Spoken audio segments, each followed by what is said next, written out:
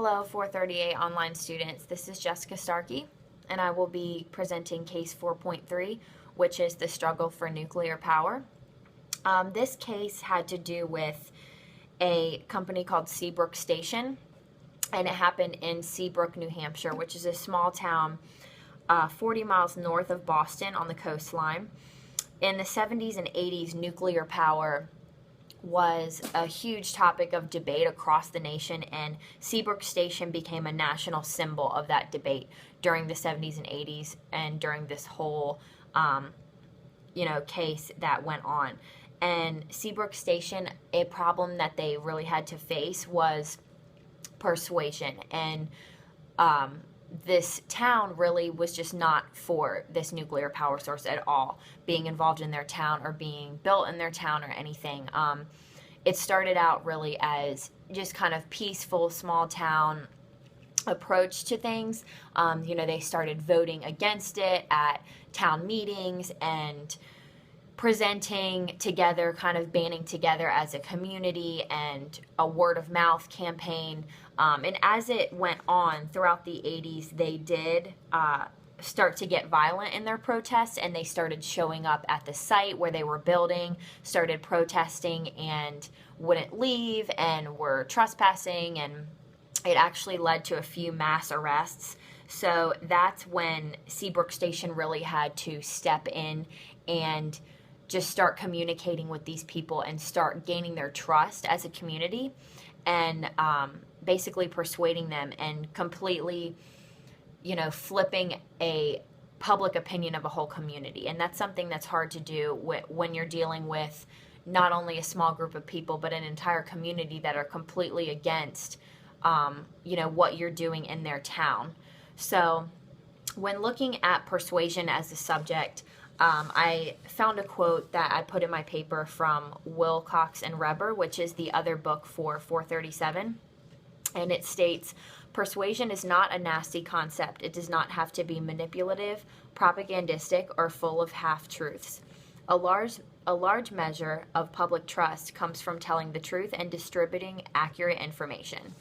So I thought that really summed up the persuasion that Seabrook Station used in this case. They were very forthcoming and very truthful, and they kind of wanted to include the community in their plans and show the community what they were doing.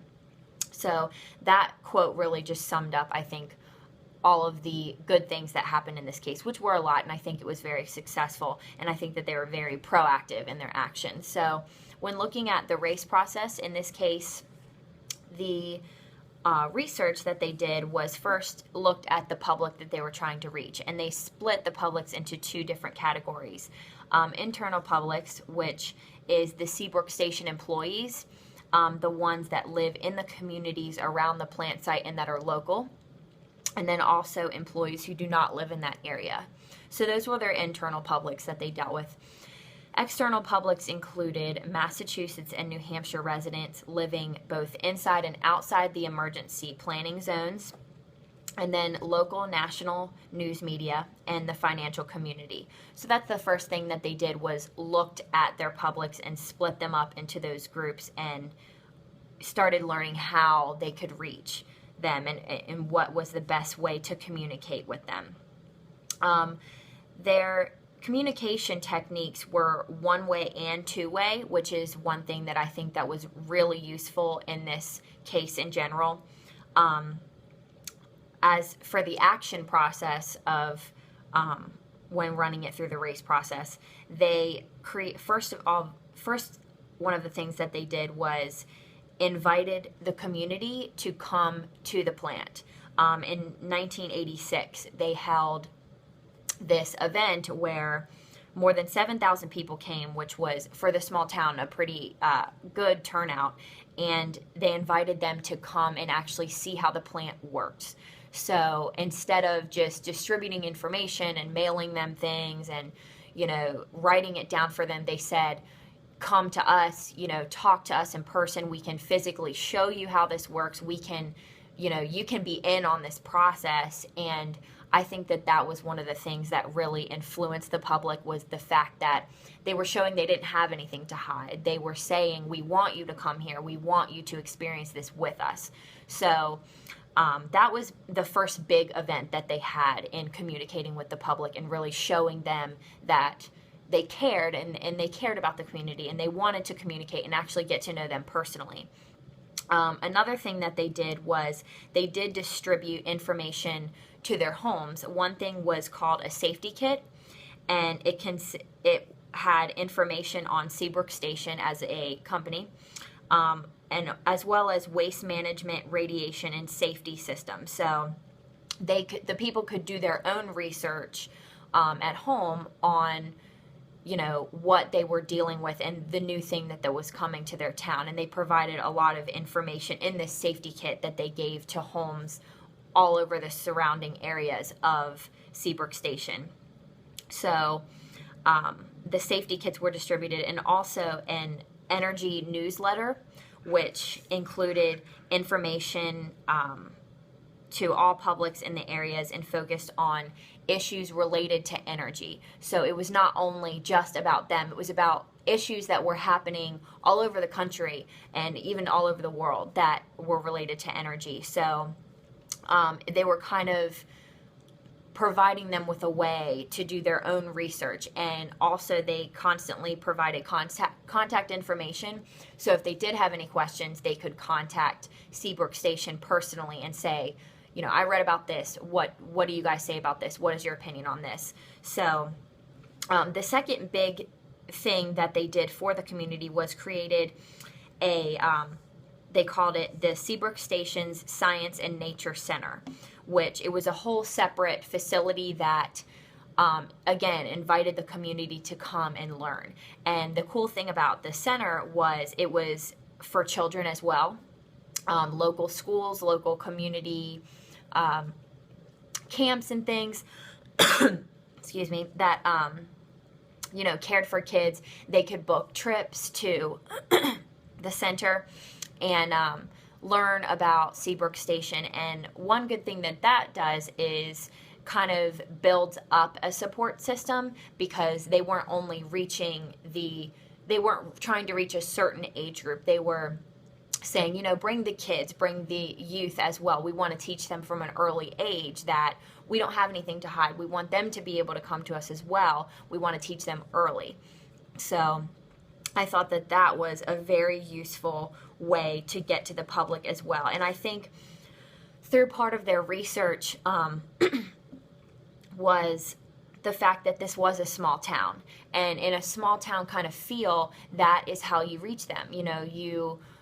You look at their children, you look at their youth, you look at the family aspect, you provide them with these safety kits and these newsletters. And another thing that they sent out was actually a calendar that they could keep for their own, and it had actual dates already written in of events that they were having, and also if an emergency were to occur, it had all kinds of information on what the plan is, evacuation plans, where are you supposed to take your family, what kind of sirens will be going off, what do the sirens mean, what is the procedure, basically. So these calendars, included information, tons of information on that sort of thing. So they made sure to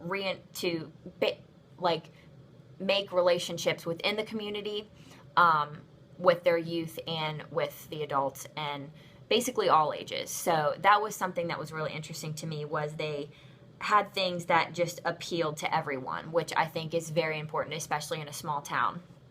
And another thing that was really useful was the fact that they reinforced their relationships, and what they did to keep those relationships was they really focused on the community. And a lot of the staff members at Seabrook Station, they personally volunteered in the community. They volunteered at Boys and Girl Scouts, at Lions Club camps, at Make-A-Wish Foundation, the local communications council. They went to town meetings and all of that sort of thing. So they personally volunteered within the community so they could make a presence. And it wasn't just about, sending out information. It was about they wanted to be able to know these people face to face. And the staff members really tried hard to keep those relationships and, make it personal, which I also think, again, comes with the small town. When you're in a small town, people like to know each other. They want to know who you are. They want to know your face or, your name. So that was something that right away they knew was important. When we reach this community, we need to make sure that we're doing it very personally and very intimately, and providing them with all the information and showing them that we have nothing to hide. So I think despite the controversial issues and despite the fact that there were protests, and again, even throughout this whole case, there were still those people that were skeptical and continue to protest. But something that Seabrook Station always committed to was the fact that they had a still a positive relationship with the protesters. They weren't mean to them. They didn't want to portray themselves in any kind of negative light. So they weren't going to have a negative relationship with those protesters or those people that didn't support them at all still.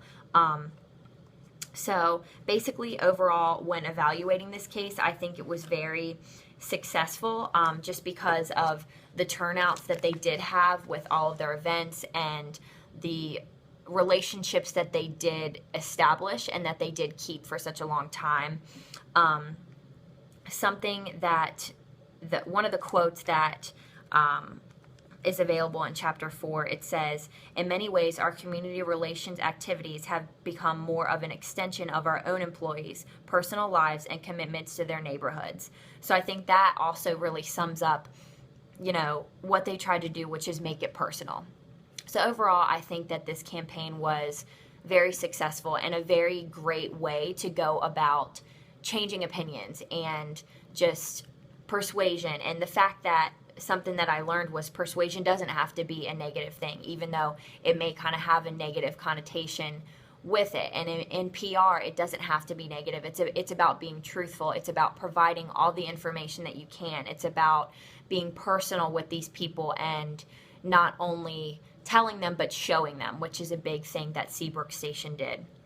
So I think it was very successful, and I learned a lot just about shaping opinions and the right way to do it, and solutions that a company can make to really communicate with a community.